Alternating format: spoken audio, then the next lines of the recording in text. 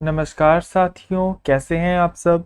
उम्मीद करते हैं आप सब बहुत ही अच्छे होंगे। तो मेरा नाम है हर्ष और स्वागत करता हूं आपके अपने YouTube चैनल महेश बाबा के ऊपर में। तो हम लोग क्या कर रहे हैं, हम लोग कर रहे हैं मॉर्निंग के 5 बजे के 5 इंपॉर्टेंट क्वेश्चन जो रिलेटेड है करंट अफेयर्स के अंदर। तो जिन्होंने वीडियो को लाइक कर दिया है, चैनल को सब्सक्राइब कर दिया है, बहुत बहुत धन्यवाद। जिन्होंने नहीं किया है प्लीज़ कृपया कर दीजिए। साथ ही साथ शेयर कर दीजिए अपने तमाम दोस्तों के साथ जो तैयारी कर रहे हैं UPSC, state BCS, SSC, banking, railway इत्यादि किसी भी एग्जाम की जहां पे करंट अफेयर आता है। तो आपका स्वागत है। तो आइए देखते हैं आज मॉर्निंग के 5 बजे के कौन से 5 क्वेश्चन इंपॉर्टेंट हैं। तो मैं हाईलाइटर चेंज कर लेता हूँ सबसे पहले। ओके, तो पहला क्वेश्चन है कि अभी वर्ल्ड ट्रेड ऑर्गेनाइजेशन के द्वारा जो ग्लोबल ट्रेड ग्रोथ का जो एस्टिमेशन लगाया गया, यानी किसके लिए, वित्त वर्ष 22-23 के लिए, उनके अनुसार कितना ग्लोबल ट्रेड, आपका ग्लोबल ट्रेड ग्रोथ रहने वाला है इस बार। तो वो आपका रहने वाला है 3%। जी हाँ साथियों, ध्यान में रखिएगा 3% रहने वाला है। तो वर्ल्ड ट्रेड ऑर्गेनाइजेशन के द्वारा अभी जो ग्रोथ रेट का अनुमान लगाया गया है किसका, ट्रेड का। साथियों मैंने आपसे बहुत पहले भी चर्चा की हुई है कि जो आपका ग्रोथ रेट है वो अलग बताता है। ये ग्रोथ रेट किससे बताता है, ट्रेड में, यानी ग्लोबल लेवल पे ट्रेड में क्या ग्रोथ रहने वाली है पूरे ग्लोबल स्तर पे। ग्लोबल स्तर यानी साथियों क्या यहाँ मतलब है, ग्लोबल स्तर का यह मतलब है कि जैसा कि आपका पूरे विश्व में, यहाँ पे सिर्फ ऐसी नहीं है कि यहाँ इंडिया की बात हो रही है साथियों, पूरे विश्व लेवल पे बात हो रही है। तो 22-23 के लिए 3% कर दिया गया है। पहले इनका अनुमान 4.7% था, बस उसे घटा के अब 3% कर दिया गया है। इसका रीज़न ये दिया गया साथियों, रीज़न ये दिया गया कि रशिया और यूक्रेन का जो वॉर चल रहा है, आपको पता है कि रशिया और यूक्रेन का वॉर चल रहा है, उसके कारण ये हो रहा है। डब्ल्यूटीओ ने साथ ही साथ ये कहा है कि अगर यह महंगाई इसी दर पर बढ़ती रही तो उसके कारण क्या हो सकता है, फूड क्राइसिस भी आ सकता है पूरे विश्व भर के अंदर में, जो सबसे बड़ा चैलेंज बन जाएगा हम लोग सबके लिए।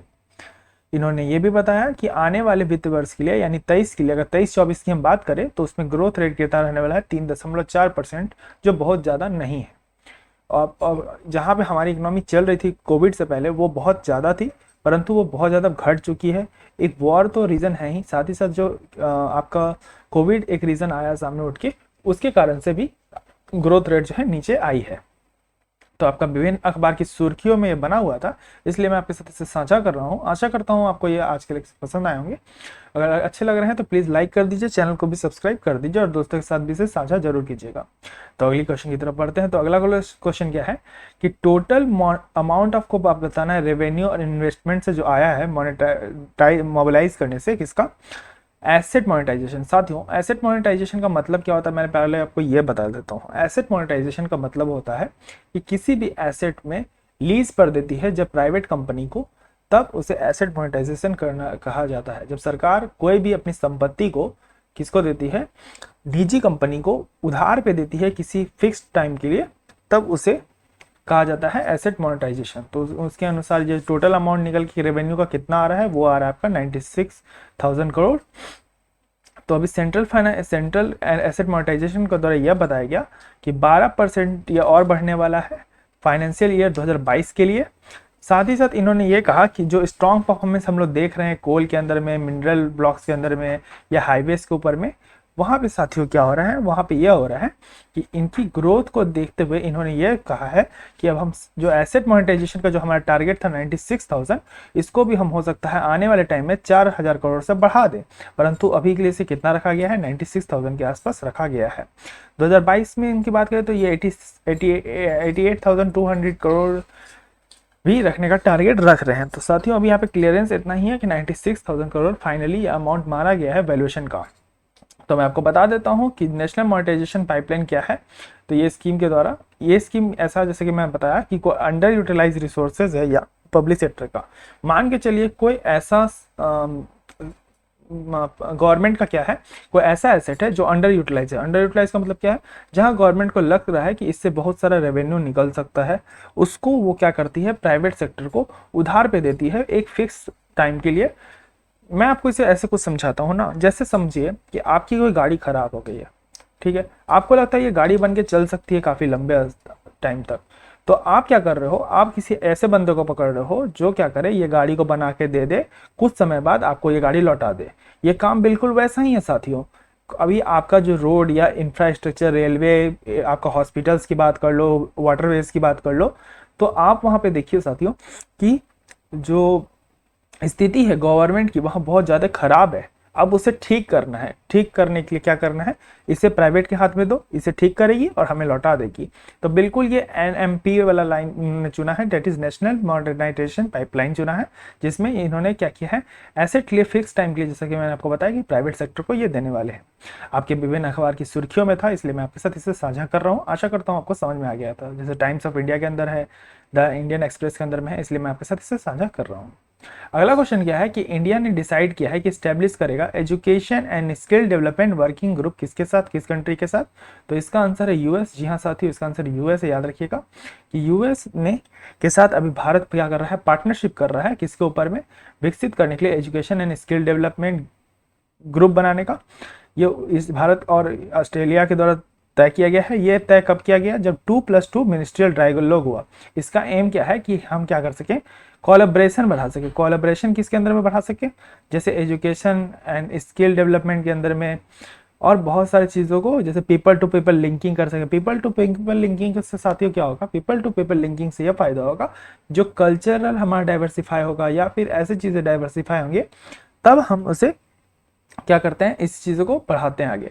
तो 2+2 डायलॉग आजकल बहुत ज़्यादा कॉमन रहा है न्यूज़ के अंदर में। जैसे आपके 2+2 का डायलॉग का मतलब क्या है कि हमारे 2 मिनिस्टर और जो यूएस के आए हुए 2 मिनिस्टर, तो जैसे आपका डिफेंस मिनिस्टर राजनाथ सिंह हमारे तरफ से थे, और external affairs minister S Jaishankar थे हमारे, और उधर से आए हुए secretary of state Antony Blinken, और सेक्रेटरी ऑफ डिफेंस से आए हुए आपके जो लॉयड ऑस्टिन करके हैं, वो आए हुए थे दोनों तरफ से आपके, और ये 2+2 डायलॉग हो रहा था।